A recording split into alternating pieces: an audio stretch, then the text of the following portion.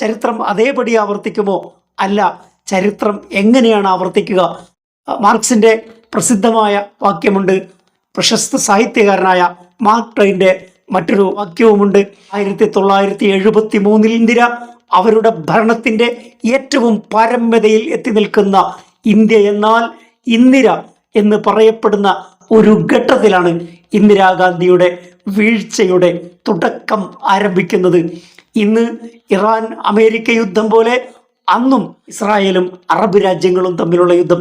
ആ യുദ്ധത്തിൽ എണ്ണവില വർദ്ധിച്ചു, ഇന്ത്യയിൽ വിലക്കയറ്റമുണ്ടായി, മൺസൂൺ ഇല്ലാതെയായി, വലിയ രീതിയിലുള്ള പ്രക്ഷോഭത്തിൻ്റെ ഒരു കവാടം അവിടെ തുറക്കപ്പെടുകയായിരുന്നു. ചെറിയ ചെറിയ സംഭവങ്ങൾ കൊണ്ടാണ് രാജ്യങ്ങളിൽ പ്രക്ഷോഭം ആരംഭിക്കുക, പതനം തുടങ്ങുക.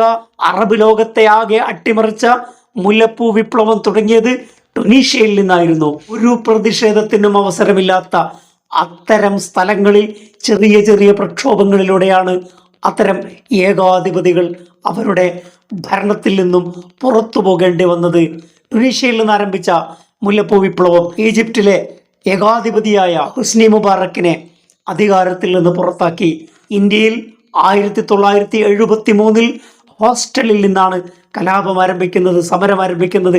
ഹോസ്റ്റലിലെ മെസ് ബില്ല് വർദ്ധിച്ചതിനെതിരെ തുടങ്ങിയ വിദ്യാർത്ഥി പ്രക്ഷോഭമാണ് ഇന്ദിരാഗാന്ധിയുടെ തേർവാഴ്ചക്ക് കടിഞ്ഞാണിടുന്നത്. ഇന്ദിരാഗാന്ധിയുടെ പതനത്തിൻ്റെ തുടക്കം അവിടെ വെച്ചായിരുന്നു. പാകിസ്ഥാനുമായുള്ള യുദ്ധം വിജയിക്കുന്നു, ബംഗ്ലാദേശ് എന്ന് പറയുന്ന ഒരു രാജ്യം രൂപീകരിക്കുന്നു.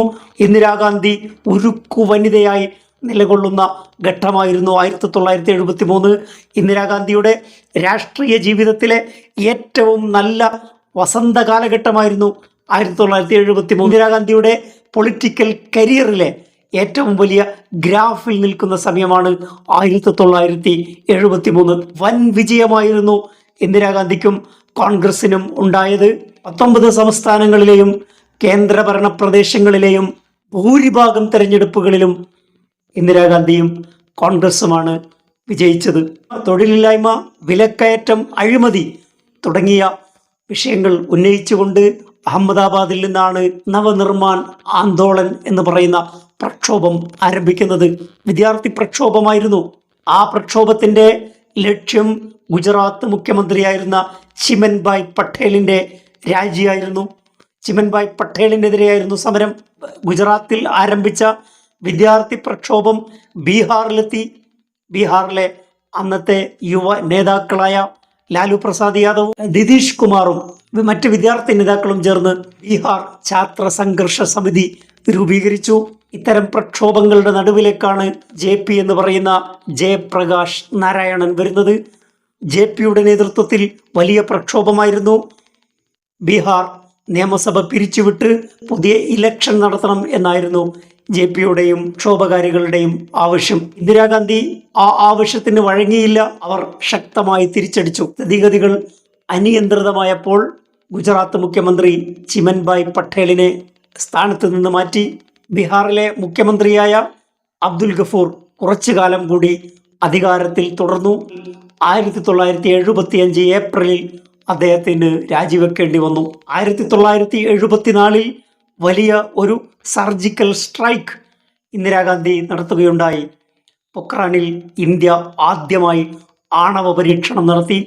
1974 പ്രക്ഷോഭം രാജ്യവ്യാപകമായി. ഭരണത്തിനെതിരെയുള്ള വികാരം ശക്തിപ്പെട്ടു. എന്നാൽ ഇന്ദിരാഗാന്ധി ജനവികാരങ്ങൾ മറികടക്കാൻ ജനാധിപത്യ വിരുദ്ധമായ അടിയന്തരാവസ്ഥ, എമർജൻസി പ്രഖ്യാപിക്കുകയായിരുന്നു. ഇന്ത്യൻ ജനാധിപത്യത്തിലെ ഒരിക്കലും മായാത്ത കളങ്കം എന്ന് വിശേഷിപ്പിക്കപ്പെട്ട എമർജൻസി അടിയന്തരാവസ്ഥയാണ് ഇന്ദിരാഗാന്ധി പുറത്തെടുത്തത്. 1977 നടന്ന ഇലക്ഷനിൽ ഇന്ദിരാഗാന്ധി ദയനീയമായി പരാജയപ്പെട്ടു.